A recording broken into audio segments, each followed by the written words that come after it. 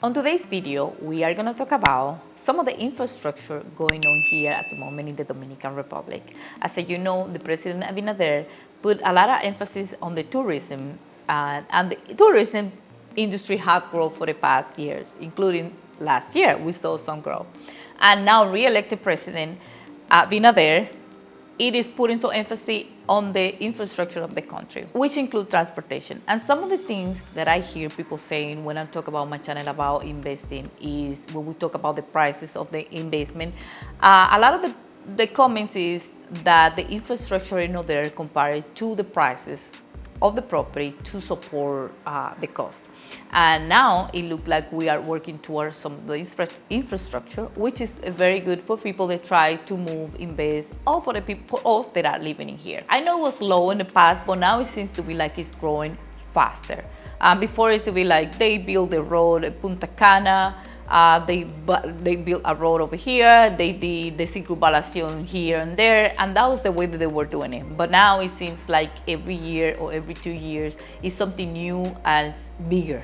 Let's say it that way. So on today's video, we are going to focus on some of the infrastructure and on the transportation sector that I have noticed recently. So just to talk about a little bit how slow I think they were in the past, I remember when I first left from here, they were just building the metro station, the first line, which is in Santo Domingo Norte in Villa Mella, and that's been around, after the building, been around for about 15 years, around that, not exactly, but that was when it first started. Like when I was here before, I remember that the highway from here to Punta Cana wasn't there.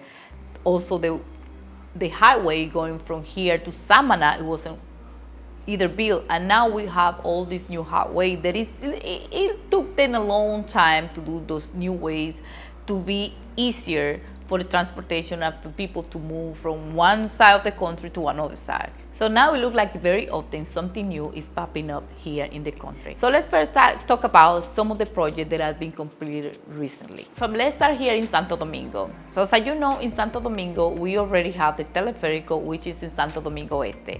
So now they just inaugurated the line in Los Alcarrizos, which is in Santo Domingo Oeste. And in the same way with the metro station, there was, at first, it was just the line north and east, Santo Domingo Norte, Santo Domingo Este, and the center of the city, some of the center of the city. So now they are building the one going west.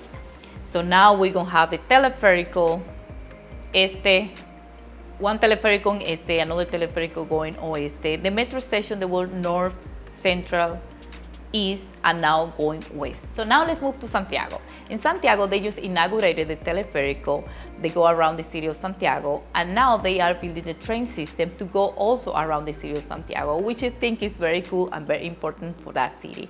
Now, I'm not very familiar with the city of Santiago, but I'm gonna give you some of the information for the teleférico of Santiago. The teleférico is composed of 129 cabins with cable clamps with a capacity to transport 4,000 passengers per hour and in each direction, and will have a daily transport capacity of 64,000 people. The first section of the system includes 4 kilometers that go from the La Yaguita del Pastor sector to the Las Carreras Central Terminal in Pueblo Nuevo, with 4 stations: A1, Central Station; A2, Emiliano Tardif Station; E3, René Clam de Guzman Station; and E4, Yolanda Santana Station. The entire road takes about 10 minutes to ride. So now in May 27, they announced 3 mega projects that they want to build here in the city of Santo Domingo. One is the teleférico en Herrera, another one is a train wing from Churchill to Independencia Avenue, and another train wing from Las Americas to the Ecological Avenue. So now let me give you a little detail of what I know from the metro that will run from Churchill to Independencia. So this project we expect to have a cost of between $20 and $25 million per kilometer, with a total of 12.5 kilometers, with a total cost of $300 million. It will have a capacity to take 7,000 to 8,000 users per hour each way, and they expecting that 200,000 residents will take advantage of this project. Some of the neighborhoods that will take advantage of this system will be Piantini, Evarito Morales, Ensanche Julieta, Bella Vista, Mata Hambre, 30 de Mayo, La Feria, and some others. So I just give you a little bit of information of what I know from that project. Like I said, they just started talking about that project and it's not much information out yet. But now let's talk about a little bit of what I know about the other projects from Avenida Ecológica to Las Americas. And I know that a lot of you are confused when I say Las Americas, that probably you don't understand. But Las Americas is the avenue of the area where the airport is. And when I say Avenida Ecológica, it's pretty much where all the Avenida España start, where the area there in Santo Domingo Este, where you see the area of the Malecón, is pretty much that area. So let me give you a little more detail about that project.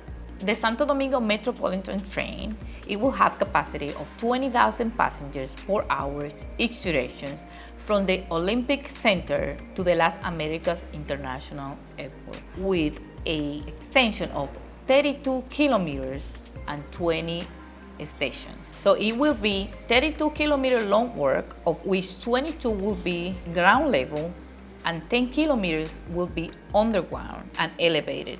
Much of the route will run along the cliff of the Ecological Avenue. It will have an initial capacity to transport 200,000 users per day. The users will be able to travel in 30 minutes on a journey that today takes around 2 hours.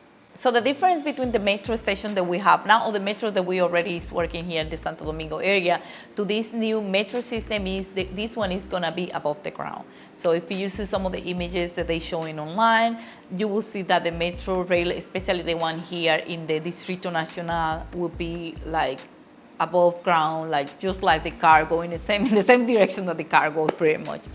Because they figured that this way of building it is cheaper and it's easier to assemble. So what does this mean? I think this is a very good news for a lot of people. Good news for the people that live here, good news for the people that invest, some good news for the people that are moving in here.